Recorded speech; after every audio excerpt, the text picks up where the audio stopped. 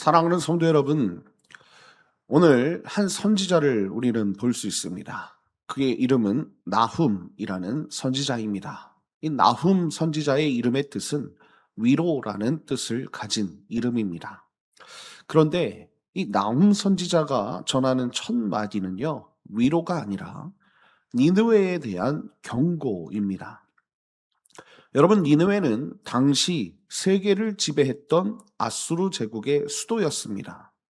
수많은 나라를 잔혹하게 짓밟던, 결코 무너질 것 같지 않았던 거대한 성읍이었지요. 하나님의 백성 유다는 그 폭력 아래에 신음하고 있었습니다. 과연 이 불의한 세상은 이대로 끝나는 것일까? 악인은 끝내 벌을 받지 않는 것일까? 오늘 본문은 역사를 다스리시는 하나님께서 어떤 분이신지, 그리고 하나님께서 당신의 백성에게 어떤 분이 되시는지를 선명하게 보여주고 있습니다. 자, 그렇다면 나홈은 가장 먼저 하나님을 어떤 분으로 선포하고 있습니까? 자, 첫 번째는 이것입니다. 첫 번째는요, 악을 결코 내버려 두지 않으시는 공의의 하나님이시라는 거예요. 자, 오늘 말씀 2절을 읽어보겠습니다. 2절입니다. 여호와는 질투하시며 보복하시는 하나님이시니라. 여호와는 보복하시며 진노하시되 자기를 거스르는 자에게 여호와는 보복하시며 자기를 대적하는 자에게 진노를 품으시며 라고 말씀하는 것을 볼 수 있습니다. 나홈은요, 하나님을 질투하시며 보복하시는 하나님이라고 선포하는 것을 볼 수 있습니다. 여러분, 이 표현이요, 우리 귀에는 다소 거칠게 들릴 수 있지요. 그러나 그 뜻을 알면 도리어 우리에게 큰 위로가 되는 것입니다.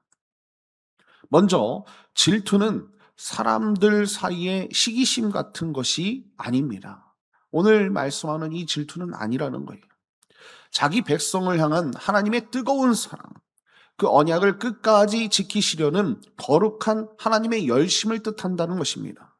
그리고 보복하시는 이라는 이 말씀이 참으로 귀한데요. 히브리어로 보복하다라는 이 말은요, 노켐이라고 쓰여져 있습니다. 이것은 개인이 품은 사사로운 안갚음이 아닙니다.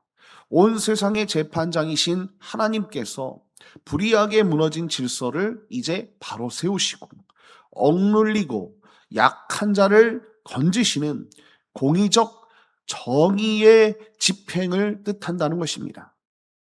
그래서 여러분, 이 단어는요, 2절에서 3번이나 반복하고 있어요. 아수르의 폭력에 짓밟힌 약자들에게 하나님께서는 이 공의적 정의의 집행으로 보복을 하는 것입니다. 물론 이 하나님의 보복은 우리에게는 두려운 소식이 아니죠. 왜냐하면 우리에게는 도리어 구원과 해방의 복된 소식이기 때문에 그렇습니다. 자, 3절을 보겠습니다. 3절을 보면 이렇게 말씀하고 있어요.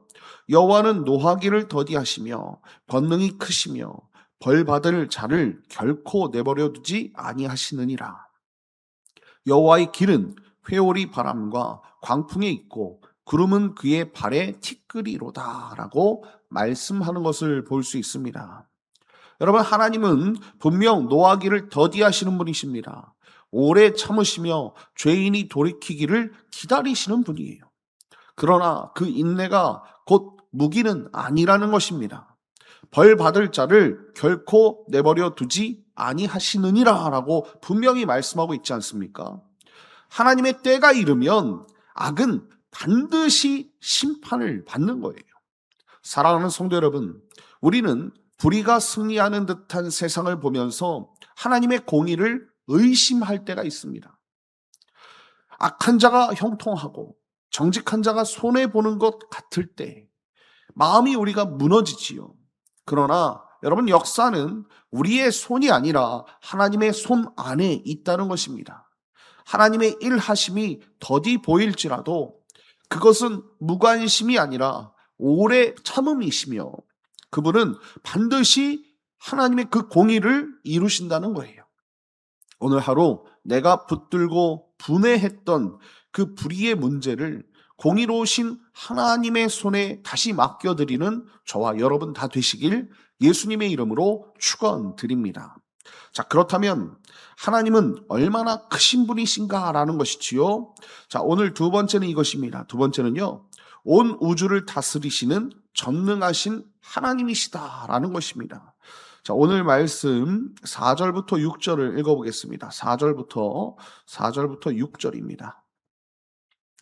그는 바다를 꾸짖어 그것을 말리시며 모든 강을 말리시나니 바산과 갈멜이 쇠하며 레바논의 꽃이 시드는도다.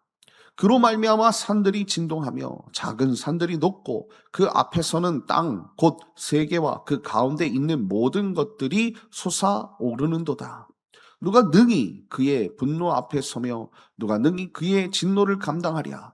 그의 진노가 불처럼 쏟아지니 그로 말미암아 바위들이 깨지는도다. 아멘. 여러분, 나움 선지자는요, 이제 하나님의 능력을요, 아주 웅장하게 그려내고 있습니다. 하나님이 바다를 꾸짖으시니 바다가 말라버립니다. 강물이 마르고 풍요롭던 바산과 갈멜이 쇠하며 레바논의 아름다운 꽃들이 시들어 버리는 것이지요. 그리고 산들이 진동하고 단단한 바위가 깨집니다. 여러분, 이것은 단순한 자연재해의 그런 묘사가 아닙니다. 고대 사람들은요, 바다와 강, 그리고 폭풍과 비를 여러 신들이 나누어 다스린다고 생각하지 않았습니까? 그러나 나훔 선지자는 그 모든 것이 하나님의 발 앞에 엎드린 한낱 피조물에 불과함을 선포하고 있는 거예요. 그러고는 이렇게 묻지요. 누가 능히 그의 분노 앞에 서며 누가 능히 그의 진노를 감당하랴. 여러분, 세상에서 가장 강력했던 군사 제국, 여러분 아수르도 이 질문 앞에서는 아무것도 아닌 것이 되는 것입니다. 사랑하는 성도 여러분, 우리는 종종 눈앞의 현실이 너무 커 보여 하나님이 작게 느껴질 때가 있어요. 나를 짓누르는 문제, 나를 위협하는 사람, 도무지 바뀌지 않을 것 같은 아주 절망적인 상황 앞에서 우리 하나님은 나와 함께 하는 것이 아니라 아주 멀리 계신 것처럼 느껴질 때가 있다는 것입니다. 여러분, 그러나 바다를 말리시고 산을 녹이시는 그 하나님 앞에서 나의 문제의 크기가 어떠하겠습니까? 세상의 어떤 권세도, 어떤 막막한 상황도 여러분, 하나님의 그 다스리심과 통치하심을 막을 수 없다는 거예요. 오늘 하루 나를 짓누르던 그 문제보다 그 문제를 다스리시는 전능하신 우리 하나님을 더 크게 바라보는 저와 여러분 다 되시길 예수님의 이름으로 축원드립니다. 자, 그렇다면 이토록 두려운 하나님께서 그분의 백성에게 어떤 분이 되시는가라는 것이지요. 세 번째는 이것입니다. 세 번째는요, 환난 날에 피하는 자의 산성이 되시는 하나님이십니다 라고 말씀하고 있어요. 자, 오늘 7절입니다. 7절 말씀 보니까 이렇게 말씀하고 있습니다. 여호와는 선하시며 환난 날에 산성이시라. 그는 자기에게 피하는 자들을 아시느니라 라고 말씀하는 것을 볼 수 있습니다.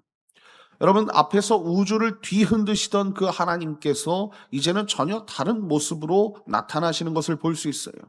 여호와는 선하시며 환난 날에 산성이시라는 거예요. 여러분, 여기서 산성이라는 말은 여러분 어떤 말이냐면 히브리어로 마우즈라고 쓰여져 있는데, 여러분 적의 공격을 피할 수 있는 견고한 요새가 산성 아니겠습니까? 결코 무너지지 않는 피난처를 뜻하는 것이 이 산성이라는 거예요. 우리나라에도 이 산성들이 많지 않습니까? 바로 앞 구절까지 바위를 깨뜨리시던 그 진노의 하나님께서 당신 앞에 피하는 자에게, 하나님의 자녀들에게는 가장 안전하고 굳건한 산성이 되어 주시는 거예요. 견고한 요새가 되어 주시는 거예요. 악인에게는 모든 것을 태우는 소멸의 불이신 하나님께서 의인에게는 결코 무너지지 않는 산성이 되는 것입니다. 여러분, 여기서 의인은 하나님께 피하는 자들이 의인입니다. 또한 하나님은 자기에게 피하는 자들을 또 아신다고 말씀하고 있어요.